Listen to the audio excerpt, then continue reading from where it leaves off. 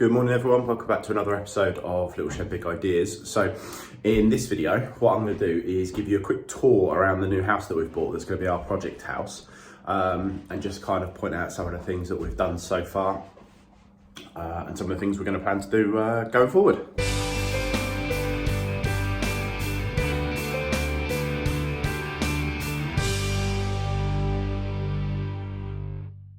Okay, so this is the second bedroom. I'm going to start upstairs and go downstairs, and then you'll get a good idea of what the house is like. So as you can see, there's quite a lot of filling and fixing really to do here, and there's some really strange features in this house which I'll go through as I'm doing them.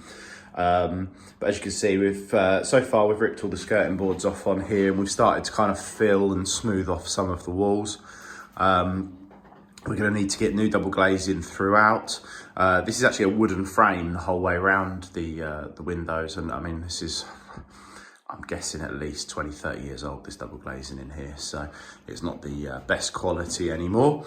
Radiators I'm going to look to change as well, get something that's slightly more energy efficient, and just kind of really try and make the house as warm as possible going forward, because heating is something that's a little bit new to me in this house for reasons I'll go through later. So this here still looks a little bit of a mess, but this was actually a doorway. It had a couple of cupboards in the upstairs, and it was kind of an area that was shared between here and the master bedroom. I didn't really need the cupboard in this room or in the master bedroom, so we've just kind of knocked it all out, and you'll be able to see it better from the other side. But this was my first ever attempt at plastering, which I'm quite pleased with, to be honest. Still needs a little bit of work, but I don't think it came out too bad in the grand scale of things. Again, it's just the other corner of the room, just so you can see, really, you can see some of the more the plastering and filling that needs to be done. Okay, let's go through. So we've got lovely Artexed walls in a lot of this house, as well as ceilings. So again, it's something that we're going to look to get removed. I have found this this stuff that you can use, pardon me, sorry, to actually kind of soften it up and scrape it off. So that's one of the projects we're going to look at today. I'll try and take some pictures of kind of before and after and let you know what I think of the results. So here we have our bathroom. In our old house, we had three different toilets, downstairs, an ensuite, and upstairs. In this house, we've just got the one. Eventually, because it's going to be a bit of a project, this will stay as it is for a while, but some of this tiling is really bad, to be honest with you. Again, double glazing needed. Interesting feature in here is the ceiling. Not really sure what that's all about. Something that I think the homeowner was going to paint over as well, but it kind of feels, it's really odd, kind of feels almost like it's concrete been put on the ceiling. Bit of a weird one. So not a huge amount to do in here straight away, but it will eventually get ripped out. Need to put a new bath panel on because there was some damp on it that we've taken off. I think the actual damp has been fixed, but the panel is still a bit ropey. Electric power shower, absolutely despise them, but it's probably the only thing in the house that does work pretty well at the moment. But again, like I say, I'm going to come back to this room at a later date, and I'll send you some update pictures of what we're doing. So let's go across the landing. Okay, so we're down the front of the house. So this is what's going to be my youngest daughter's bedroom. One of the things I actually do like about this house is the size of the windows in all the rooms.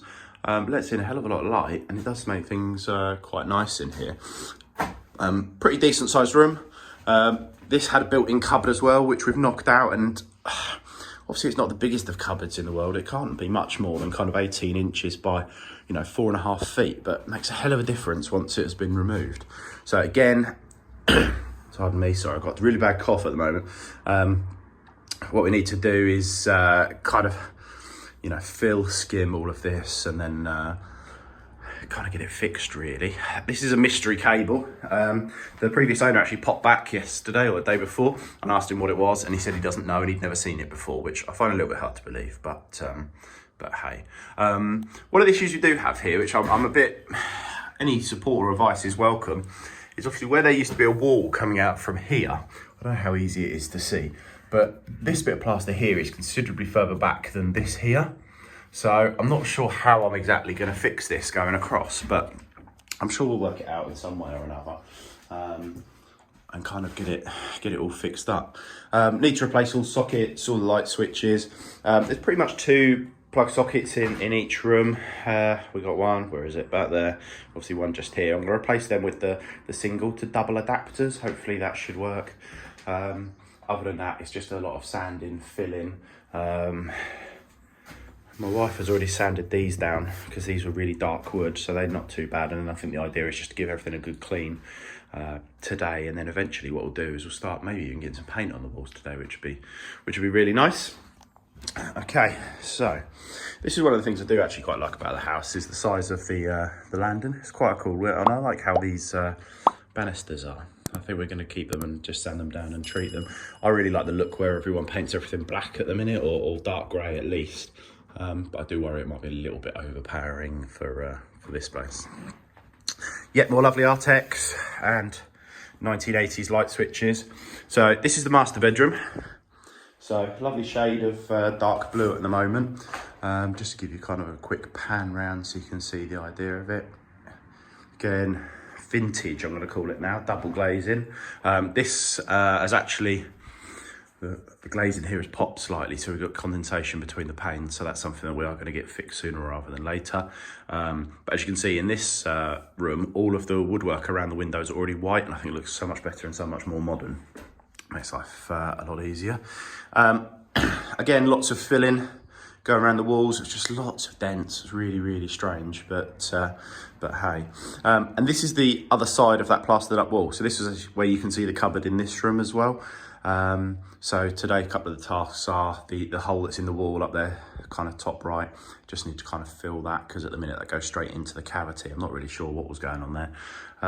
But now that's kind of come out, you can actually see it's quite a large kind of gap there. It's just over kind of 2.5 meters.